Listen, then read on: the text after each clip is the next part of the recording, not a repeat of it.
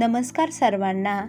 आज आपण माहिती तंत्रज्ञानाच्या युगात पालकांनी मुलांकडे लक्ष देणे का गरजेचे आहे या विषयावर थोडक्यात चर्चा करणार आहोत.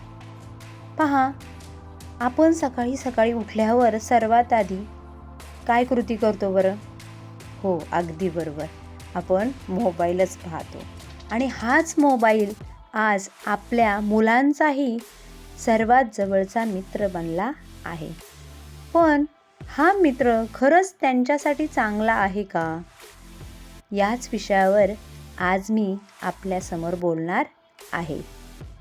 पहा, माहिती तंत्रज्ञान आणि पालकांचे संस्कार यांची जोड घालणे आता काळाची गरज बनली आहे.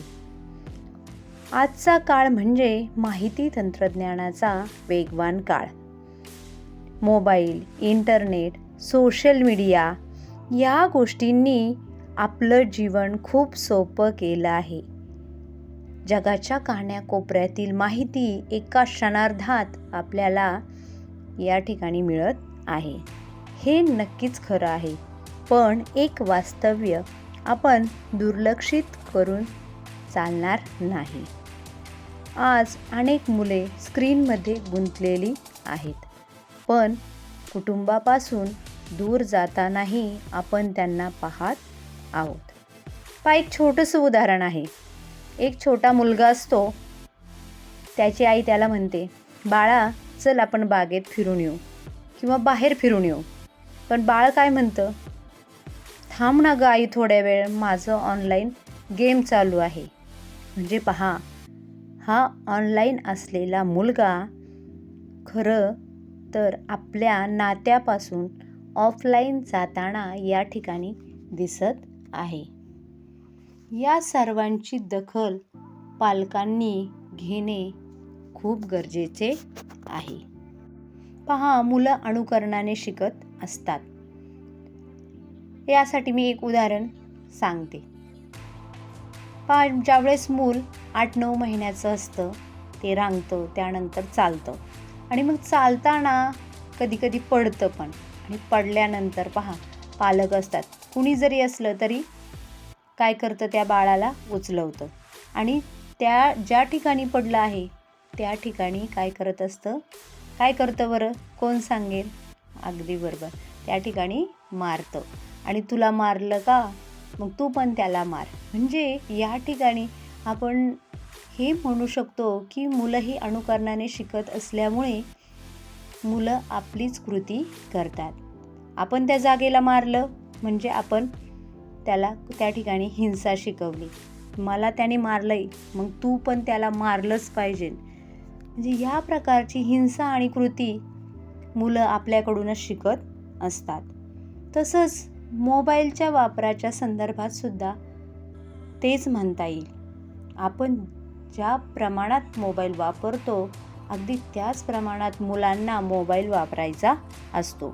मग मोबाईलच्या अतिवापरामुळे मुलांवर वेगवेगळ्या प्रकारचे धोके निर्माण होताना आपल्याला दिसत आहे. जसं की मुलं PUBG झालं, फ्री फायर झालं यासारख्या गेम खेळतात आणि या गेममुळे त्यांच्या स्मरणशक्तीवर पण परिणाम होत आहे. तसेच अतिवापरामुळे डोळ्यांचे त्रास होत आहे, झोपेची समस्या त्यांना उद्भवत आहे की मुलांना आजकाल झोपही लागत नाही.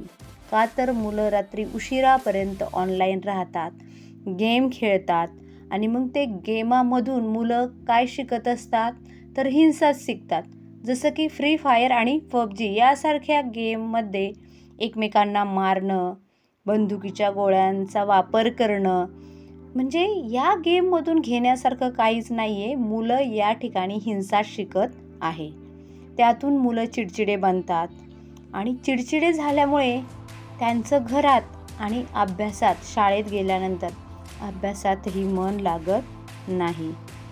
ह्या सर्व समस्यांचा विचार करता पालकांनी मुलांशी कशा पद्धतीने वागलं पाहिजे ही आता विचार करण्यासारखी गोष्ट आहे.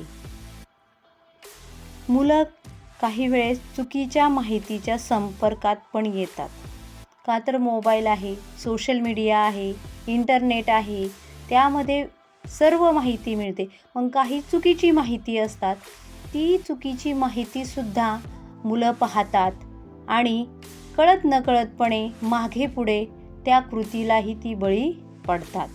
त्यामुळे या चुकीच्या माहितीच्या संपर्कात मुलं येऊ नयेत यासाठी पालकांनी मुलांकडे लक्ष देणे खूप गरजेचं आहे. पालकांची भूमिका यामध्ये खूप महत्त्वाची आहे. पहा, आपण नेहमी मुलांशी मैत्रीपूर्ण संबंध प्रस्थापित केले पाहिजे. उदाहरणार्थ, आपण एक कामावरून आल्यानंतर मुलांशी बोलणं, गप्पा मारणं, चर्चा करणं खूप गरजेचं आहे. हसत खेळत आपण जर त्यांच्याशी बोललो की उदाहरणार्थ, आज मी कामाला गेलो, माझ्या कामावरती ही खूप छान गोष्ट झाली आणि मला त्यातून खूप आनंद मिळाला, आणि त्याचबरोबर माझ्याबरोबर ही वाईट गोष्ट झाली, मला ही अडचण आली होती, ही समस्या आली होती आणि मग मी त्यावर अशा पद्धतीने उपाययोजना केली. ह्या जर गोष्टी मुलांना आपण सांगितल्या तर मुलांना आपल्या अनुभवाचा फायदा होऊ शकतो आणि मुलांना अडचणी आणि समस्या सोडवण्याचं एक कला त्यांच्यामध्ये अवगत येऊ शकते.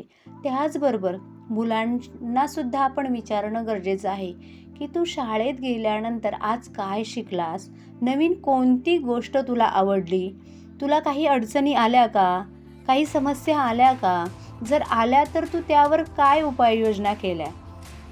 ह्या सर्व गोष्टी जर आपण मुलांशी बोललो, मनमोकळेपणाने जर संवाद त्यांच्याबरोबर साधला तर मुलं कोणत्याही वाईट चुकीच्या मार्गाला लागणार नाहीत. पहा, या संदर्भात मी एक उदाहरण या ठिकाणी मांडते.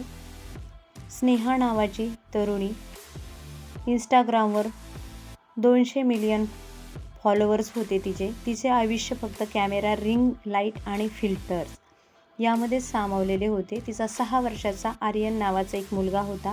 बऱ्याचदा व्हिडिओमध्ये पण तो असायचा. त्या दिवशी रविवार होता. स्नेहा मेकअप करून तयार झाली. तिला रील्स बनवायची होती. मदर्स डे स्पेशल थीम होती, आईचं प्रेम, जगातील सुरक्षित जागा. हॉलमध्ये आर्यन खेळत होता, पण तो मध्ये आधी येऊन तिला डिस्टर्ब करत होता. त्यामुळे स्नेहाने चिडून त्याला बेडरूममधून बाहेर हॉलमध्ये ढकललं आणि जोराने दरवाजा लावून घेतला. आर्यन बाहेर हॉलमध्ये तसंच रडत बसला आणि नंतर तो हळूहळू मग खेळू लागला. स्नेहाने आपली तयारी केल्यानंतर 10 मिनटं जवळजवळ ती रेकॉर्डिंग करत होती. ह्या रेकॉर्डिंग करण्यामध्येच बेडरूममध्ये स्नेहा कॅमेऱ्यासमोर अतिशय भावूक अशी ॲक्टिंग करत होती. बॅकग्राऊंडला एक इमोशनल गाणं वाजत होतं आणि स्नेहाच्या ओठांची हालचाल चालू होती. डोळ्यातून ती खोटे अश्रू काढत होती आणि माझ्या मुलासाठी मी काहीही करू शकते, तोच माझा श्वास आहे, असं कॅप्शन तिने टाकलेलं होतं. 10-15 मिनटं ती खोलीमध्येच होती. त्यानंतर तिनं ती रील्स तयार केली, एडिटिंग केली, पोस्ट पण केली. पण नंतर तिच्या लक्षात आलं की तिचा मुलगा घरामध्ये नाही. तिने आजूबाजूला सगळीकडे पाहिलं. शेवटी तिला तो आर्यन हा तिच्या अडगळीच्या खोलीमध्ये एका पेटीमध्ये बंदिस्त झालेला तिच्या नजरेस आला. तो अक्षरशः गुदमरून जागीच गेला होता. त्याचा श्वास रोखला होता. पहा, आर्यन अंधारात घाबरल्यामुळे त्या ठिकाणी अडकून पडला होता. आता स्नेहा खूप मोठ्याने दहाई मोकळून रडत होती. रडता रडता तिची नजर अचानक स्नेहा आता जोराने ओरडू लागली होती, कारण तिने संपूर्ण तिच्या बाळाची झालेली परिस्थिती पाहिली होती.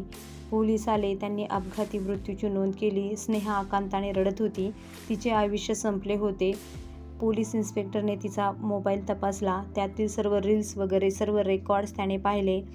हेडफोन लावून ऐकले तर व्हिडिओ प्ले झाला. तर व्हिडिओमध्ये स्नेहा हसत होती, रडल्याचं नाटक करत होती. पण व्हिडिओच्या बॅकग्राऊंडला अतिशय बारीक पण स्पष्ट आवाज रेकॉर्ड झाला होता. एक लहान मुलाचा गुदमरलेला क्षणाचा आवाज, मम्मा मम्मा वाचव. स्नेहा कॅमेऱ्यासमोर ॲक्टिंग करत होती. माझ्या मुलासाठी मी जीव देऊ शकते.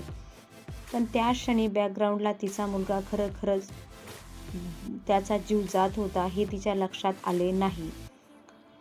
पहा, ह्या सर्व घटनेनंतर स्नेहा भिंतीवर डोके आपटून रडत आहे. मी माझ्या मुलाला मारलं.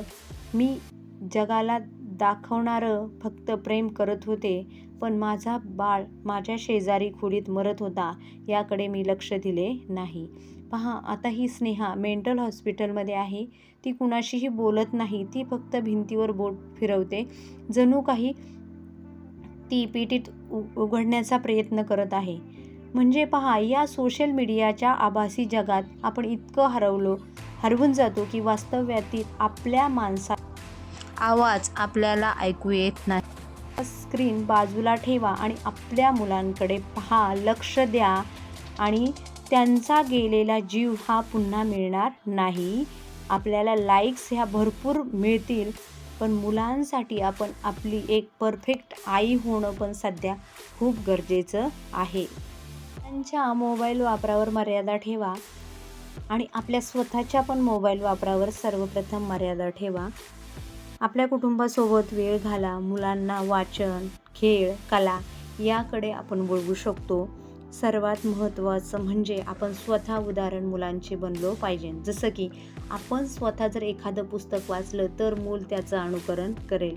आपण जर एखादं चांगलं ड्रॉइंग काढलं, चित्र काढलं तर मूल त्याचं अनुकरण करेल. तंत्रज्ञान पहा वाईट नाही, पण त्याचा अतिरेक हा नक्कीच वाईट असतो. जर तुम्ही जागृत झाला तरच तंत्रज्ञानसुद्धा मुलांसाठी वरदानच ठरेल आणि जर तुम्ही दुर्लक्षित झाला तर तेच तंत्रज्ञान तुम्हाला अडचणीत आणू शकेल. त्यामुळे आपल्या मुलांचे आपण पालक बनणं खूप गरजेचं आहे. मुलांच्या हातात मोबाईल असू द्या, पण मूल मोबाईलच्या ताब्यात जाणार नाही याची काळजी घ्या. धन्यवाद.